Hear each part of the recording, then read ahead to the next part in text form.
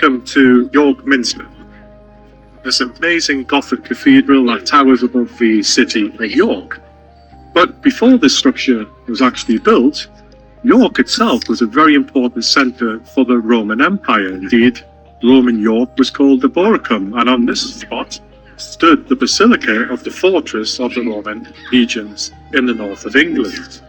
The first church to actually be recorded as being founded on this site was in the year 627, but there are records of the church being built here around the year 314, shortly after Constantine the Great introduced Christianity as the official faith of the Roman Empire. More about King Constantine later. So in 627, a church, a wooden structure, was built not far from here, although the exact location remains unknown because it was actually built in perishable wood. But it was built for a very important reason by the Roman missionary Paulinus, who became the first bishop and archbishop of York. And under his tutelage and his guidance, King Edwin of Northumbria would eventually, in 927 AD, be baptized in this wooden structure, thus ushering the age of Christianity into the north of England. Now, this wooden structure stood until the 630s, when it was replaced by a more substantial stone structure, and at that time also included a school and a library, which became one of the envies of the Christian world.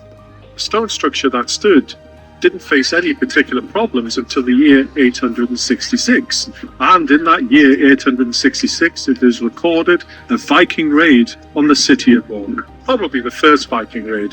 But thankfully the damage to the church structure was minimum. The next phase of its history was the year 1086, when it was destroyed by William Rufus under the instructions of William the Conqueror in the Great Harrying of the North, and thus ended the Anglo-Saxon period in York. I referred earlier to the Roman history of York, and I now want to take you on a journey around the corner here to show you something special that happened long before this structure actually took place.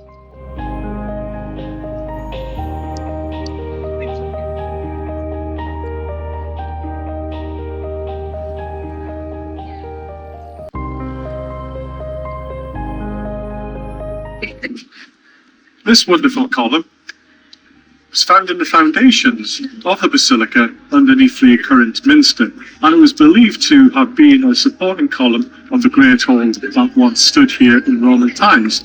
But it's not this that I wanted to show you, it's something here.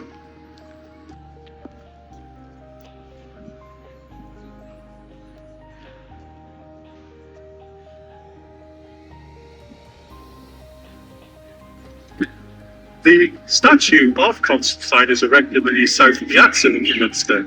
Now, on the south piazza, we have here, this is the south choir, and in particular, the south choir roof. Now, the south choir was built in the year 1361, and it's believed it took nearly 60 years to complete. It was constructed under the orders of Archbishop Thoresby, but may have taken 60 years to build, but now it is in urgent need of restoration. And this is where the Masonic Order of Athelstan has come into play, because, as you will see behind me, on the south piazza, there are several pinnacles.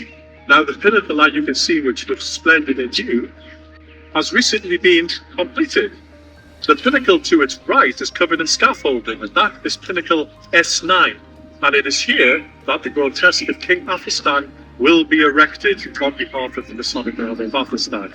And you will gaze down on the south piazza, looking at this wonderful statue of his former King Constantine.